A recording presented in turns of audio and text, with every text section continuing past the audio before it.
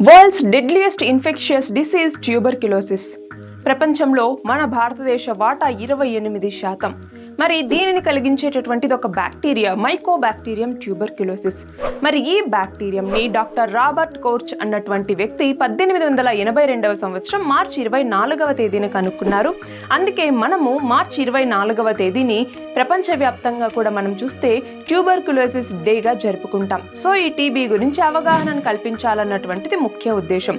So ఇందులో జనరల్గా 2 types ఉంటాయి. ఒకటి pulmonary TB, 2 extra pulmonary TB అని చెప్పేసి. పల్మనరీ టీబీ అన్నటువంటిది లంగ్స్ కి వ్యాపిస్తుంది. సో మిగతా ఆర్గన్స్ కి వ్యాపిస్తే దాన్ని ఎక్స్ట్రా పల్మనరీ టీబీ అనేసి మనం పిలుస్తూ ఉంటాం.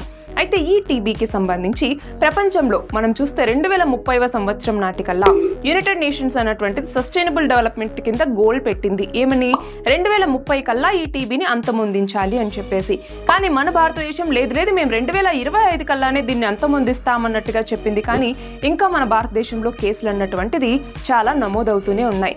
సో మన భారతదేశంలో అయితే ఈ టీబీని అంతమొందించడం కోసం నేషనల్ ట్యూబర్క్యులోసిస్ ఎలిమినేషన్ ప్రోగ్రామ్ అన్నటువంటి తీసుకురాబడింది. అలాగే ప్రధానమంత్రి టీబీ ముక్త భారత్ అభియాన్ అన్నటువంటి ఒక స్కీమ్ తీసుకొచ్చారు. అలాగే నిక్షయ్ పోషణ్ యోజన అని చెప్పేసి దీని కింద న్యూట్రిషనల్ సపోర్ట్ అన్నటువంటిది అందించడం జరుగుతుంది. అలాగే నిక్షయ్ మిత్రాస్ అన్నటువంటి వాలంటీర్స్ ని కూడా దీని కింద ఏర్పాటు చేశారనమాట. సో ఇవన్నీ ఇనిషియేటివ్స్ దేనికి అంటే మెల్లిగా ఈ టీబీ కేసెస్ని రెడ్యూస్ చేసుకుంటూ మొత్తానికి ఈ టీబీని ఎలిమినేట్ చేయాలి అన్నటువంటిది.